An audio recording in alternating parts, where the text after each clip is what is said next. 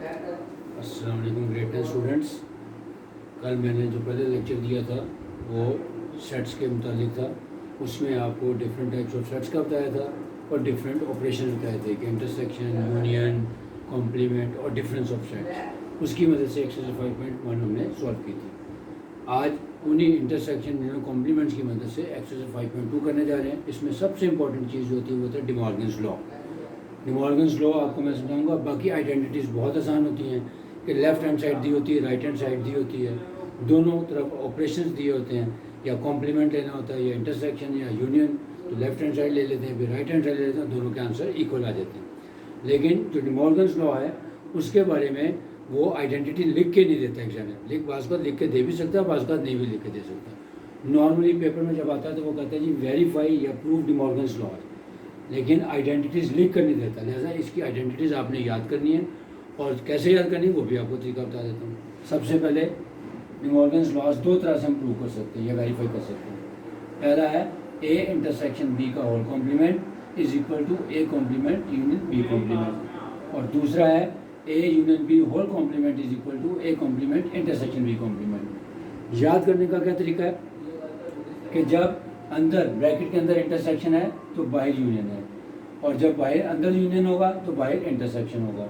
यानी जब हमने होल कॉम्प्लीमेंट लेना है ए इंटरसेक्शन बी का तो वो इक्वल होगा उन दोनों के कॉम्प्लीमेंट्स के यूनियन के इक्वल। और अगर होल ए यूनियन बी का होल कॉम्प्लीमेंट लेना है तो वो ए कॉम्प्लीमेंट और इंटरसेक्शन बी कॉम्प्लीमेंट के इक्वल होगा। यानी जब यहाँ पे इंटरसेक्शन है तो यहाँ पे यूनियन है, जब यहाँ पे यूनियन आ जाएगा तो ये इंटरसेक्शन है।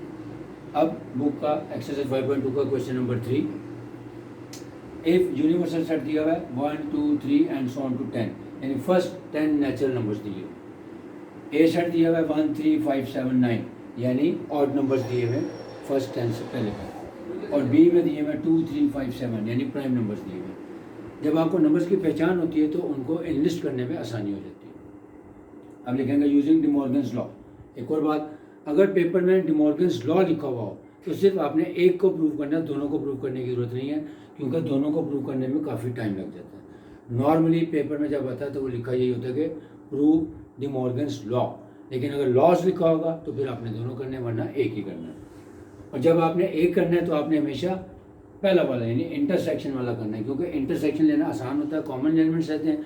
यूनियन में हमें सबको कंपेयर करना पड़ता है, लेकिन अगर आपके पास चॉइस हो तो हमेशा आप फर्स्ट लॉसेस को प्रूव करें। कैसे?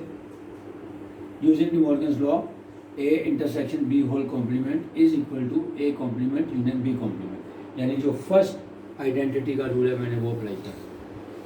अब पहले लेफ्ट हैंड साइड ले लें, A intersection B whole complement के आगे क्वेश्चन मार्क, ये हम फाइंड करने जा रहे हैं। अब सबसे पहले हम ए इंटरसेक्शन बी निकालेंगे।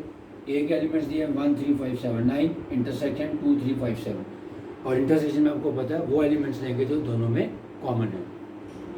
3 5 7 दोनों में था, लिहाजा A intersection B is equal to 3 5 7। अब इसका कॉम्प्लीमेंट लेना है, तो कॉम्प्लीमेंट लेने का आपको बताया था एक ही तरीका है कि उस जो भी सेट है जिसका आपने कॉम्प्लीमेंट लेना है उसको यूनिवर्सल सेट में से माइनस करो। तो A intersection B whole complement is equal to U minus A intersection B. Again universal set के एलिमेंट्स लिखे 1 2 3 and so on to 10, minus A intersection B का जो आंसर आया था 3 5 7। अब इसका कॉम्प्लीमेंट लेने का वही तरीका है, only those elements are to be counted for which are contained in universal set but not in A intersection B. तो वो एलिमेंट्स हैं जो यू में है और ए इंटरसेक्शन बी में नहीं है। वो आगे 1 2 4 6 8 9 10, ये हमारी लेफ्ट हैंड साइड कंप्लीट हो गई। अब now come to the right hand side. Right hand side है A complement union B complement. अब ये फाइंड करना है, इसके आगे क्वेश्चन मार्क निकाल दें।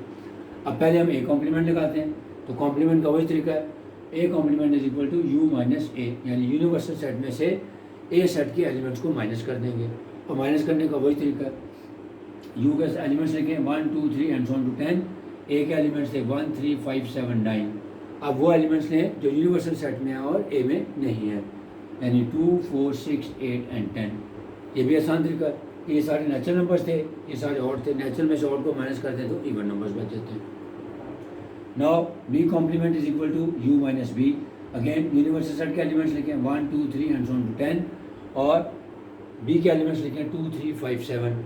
Now B complement is equal to 1 4 6 8 9 10। Again वही किया कि वो एलिमेंट्स मैंने लिए हैं जो यूनिवर्सल सेट में है और सेट बी में नहीं थे, यानी those elements which are contained in universal set but not in B.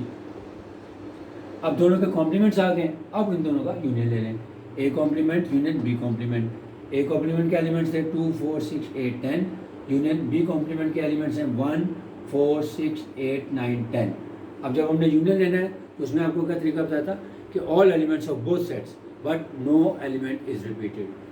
तो 1 इधर से आ गया, 2 इधर से आ गया, 4 दो दफ़ा तो एक दफ़ा लिखा जाएगा, 6 8 9 एंड 10। इसका मतलब है यही आंसर था जो राइट हैंड साइड का था। लेफ्ट हैंड साइड का आंसर क्या है? 1 2 4 6 8 9 10।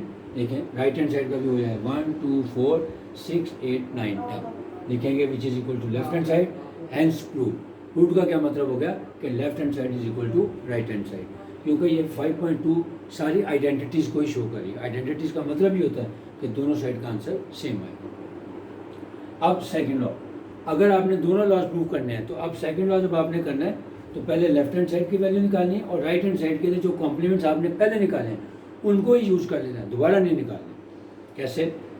लेफ्ट हैंड साइड लिखें, पहले रूल लिखें, A union B whole complement is equal to A complement intersection B complement. अब लेफ्ट हैंड साइड ले लें, A union B whole complement, ये हम फाइंड करने जा रहे हैं तो कॉम्प्लीमेंट से पहले ए यूनियन बी निकालेंगे। A union B is equal to A के एलिमेंट्स हैं 1 3 5 7 9, यूनियन बी के एलिमेंट्स हैं 2 3 5 7। यूनियन है लिहाजा दोनों के कंबाइन कर देंगे but no element is repeated, जो रूल आपको बताया 1 2 3 5 7 9। अब इसका कॉम्प्लीमेंट ले लें, A union B whole complement is equal to U minus A union B. Again complement जिस भी सेट का लेना है उसको हमेशा यूनिवर्सल सेट में से माइनस करते हैं। यूनिवर्सल सेट के एलिमेंट्स लिखिए 1 2 3 and so on to 10 minus A union B का आंसर क्या आया था 1 2 3 5 7 9। अब फिर इसका कॉम्प्लीमेंट कंप्लीट करें, अगेन वो एलिमेंट्स लें जो यूनिवर्सल सेट में है लेकिन ए यूनियन बी में नहीं है, वो है 4 6 8 एंड 10। अब ये लेफ्ट हैंड साइड हमारी कंप्लीट हो गई। राइट हैंड साइड के लिए अब हमने निकालना है A complement intersection B complement, इसको फाइंड करना है। अब क्योंकि ए कॉम्प्लीमेंट और बी कॉम्प्लीमेंट हम ऑलरेडी निकाल चुके हैं लिहाजा डायरेक्ट इनके आंसर्स का इंटरसेक्शन ले लेंगे। A complement intersection B complement is equal to A complement के एलिमेंट्स निकले थे 2 4 6 8 एंड 10 और बी कॉम्प्लीमेंट के एलिमेंट्स हैं 1 2 4 6 8 9 एंड 10। अब दो का इंटरसेक्शन लेना है तो इंटरसेक्शन में क्या रूल बताया था कि which are common in both set, we should find the those elements which are common in both A and B. तो दोनों में कॉमन कौन से हैं 4 6 8 एंड 10। अब आप देखें लेफ्ट हैंड साइड का आंसर भी क्या था 4 6 8 एंड 10। इसका मतलब है which is equal to left hand side, hence proof. Hence proof इसलिए लिखा है कि दोनों साइड इक्वल आ गई। अगेन दोबारा बता दो, D Morgan's law is very important. इसमें आपको आइडेंटिटी लिख के नहीं दी जाती, ज़्यादा दोनों आइडेंटिटी आपने याद रखनी है। याद रखने का तरीका है कि जब ब्रैकेट में इंटरसेक्शन है तो ओपन में यूनियन होगा, जब इधर यूनियन होगा तो बाहर इंटरसेक्शन होगा। A intersection B whole complement is equal to A complement union B complement and A union B whole complement is equal to A complement intersection B complement. अगर आपके पास चॉइस है सिर्फ एक मेथड से करने की तो हमेशा पहला रूल अप्लाई करें इंटरसेक्शन वाला। इंटरसेक्शन वाले से पहले लेफ्ट हैंड साइड निकालें, इंटरसेक्शन भी निकालें, फिर उसका कॉम्प्लीमेंट निकालें उसको यूनिवर्सल सेट में से माइनस करके। जब आंसर आ जाएगा फिर राइट हैंड साइड पे जाएं, पहले ए कॉम्प्लीमेंट निकालें बी कॉम्प्लीमेंट निकालें फिर दोनों का यूनियन ले लें तो left hand side will be equal to right hand side. और जब दूसरी वाले रूल के मुताबिक जाएंगे तो पहले लेफ्ट हैंड साइड में ए यूनियन बी निकालें, जब ए यूनियन बी का आंसर आ जाए फिर उसका कॉम्प्लीमेंट निकालें यानी उसको यूनिवर्सल सेट में से माइनस कर दें, लेफ्ट हैंड साइड आ जाएगी। राइट हैंड साइड के लिए हमने ए कॉम्प्लीमेंट बी कॉम्प्लीमेंट पहले निकाले हैं रूल नंबर 1 के मुताबिक, उसी का इंटरसेक्शन ले लें और दोनों साइड इक्वल आ जाएगी।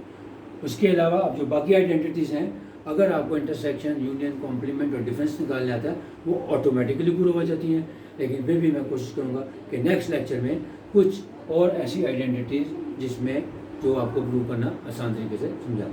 Hope you